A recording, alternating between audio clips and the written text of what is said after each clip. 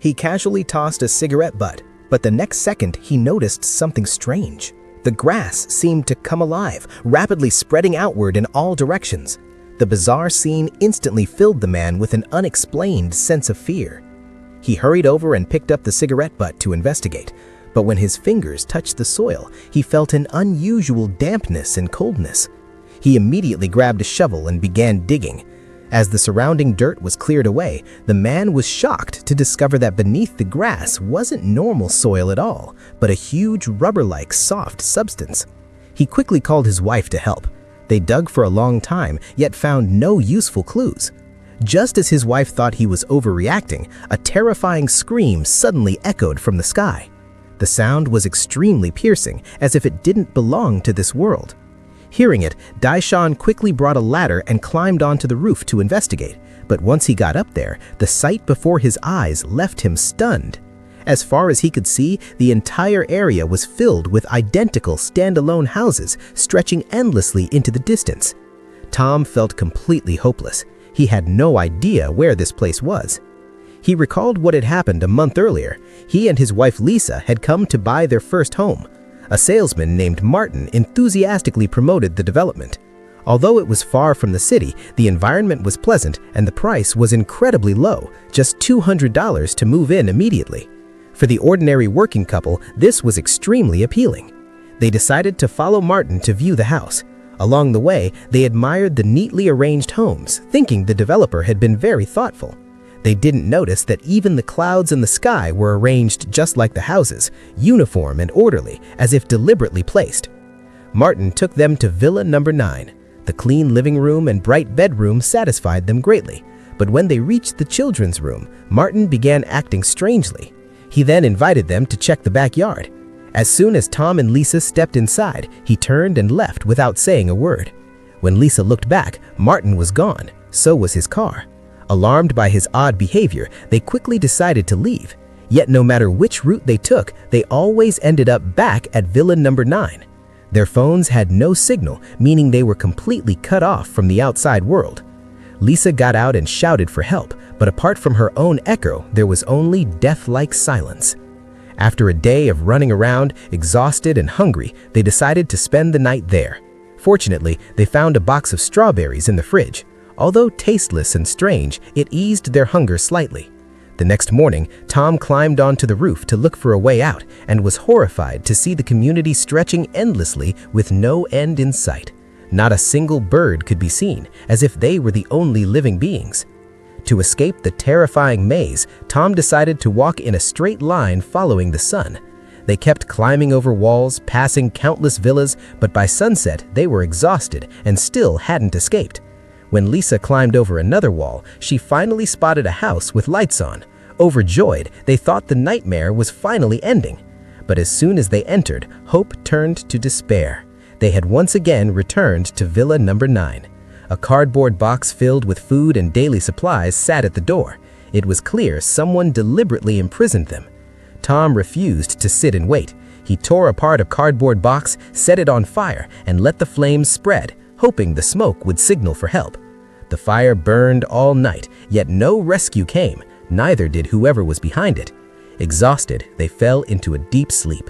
The next morning, Lisa found another box outside. Inside was a newborn baby.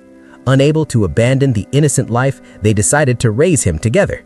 They had no idea this kind decision would lead them into a living hell.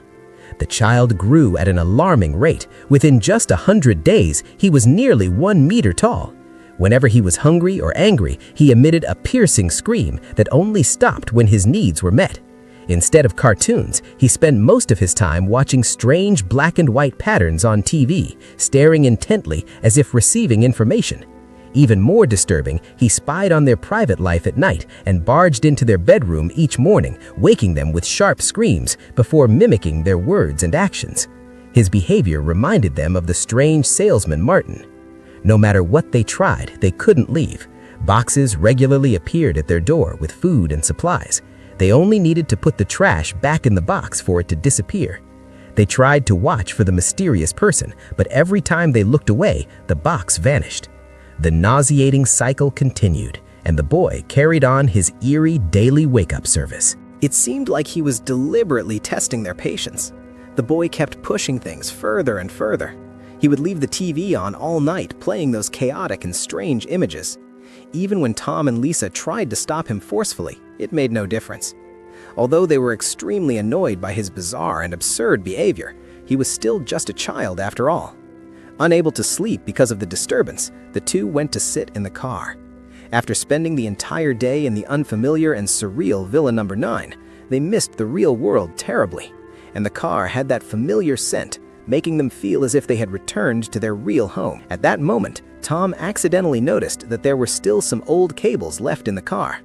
With soft and familiar music playing, the two tried to find joy amid their misery and began dancing freely in front of the car. For a brief moment, they felt released from their restraints and rediscovered their former sense of freedom. But soon the annoying boy appeared at the worst possible time and interrupted their hard-earned peace. In anger, Tom lifted the boy and slammed him to the ground, yet the boy kept smiling strangely. Tom's emotions were reaching the edge of losing control. When the boy started screaming for food again, Tom's suppressed anger finally exploded. He angrily picked up the boy and locked him inside the car outside. Tom didn't do this just to vent his anger. He also hoped to force whoever was behind everything to show themselves. But Lisa couldn't bear to watch the boy starve to death. At the same time, she still hoped that raising the boy might bring them freedom. She immediately snatched the car keys and, despite her husband's objections, released the boy. Lisa's actions left Tom feeling helpless. He believed that relying on an uncertain promise was worse than taking a gamble and finding a way out himself. However, Tom soon discovered a new glimmer of hope. The very next day, he noticed something strange about the ground. He felt that perhaps digging there could lead to a way out. So, apart from eating, he spent all his time digging a hole, but half a month passed and he found nothing. Instead, the excessive labor made his body weaker. Still, he didn't give up. He remained convinced this was the only way to escape. To save more time, Tom even started eating and living inside the pit. Meanwhile, Lisa took care of the boy by herself. One morning, the boy suddenly disappeared. Lisa asked Tom, but he was so absorbed in digging that he didn't care at all. Lisa searched alone, but after wandering around all day, she found nothing. Just as she was about to give up, the boy returned on his own. He was holding a strange book filled with dense, complex text, along with black and white images identical to those on the TV. Lisa asked where he had gone, but the boy remained silent. Finally, Lisa came up with an idea. She turned off the TV and used the boy's habit of imitating others to gradually coax the secret out of him. Every time the boy accurately mimicked the actions of Tom and Lisa, Lisa responded with enthusiastic applause to encourage him. When the boy completely let his guard down, Lisa seized the opportunity and asked him to imitate the mysterious person who had delivered the book earlier that day. She had no idea that the terrifying scene that followed would plunge him into deep fear forever. The boy's eyes rolled white and he let out strange noises.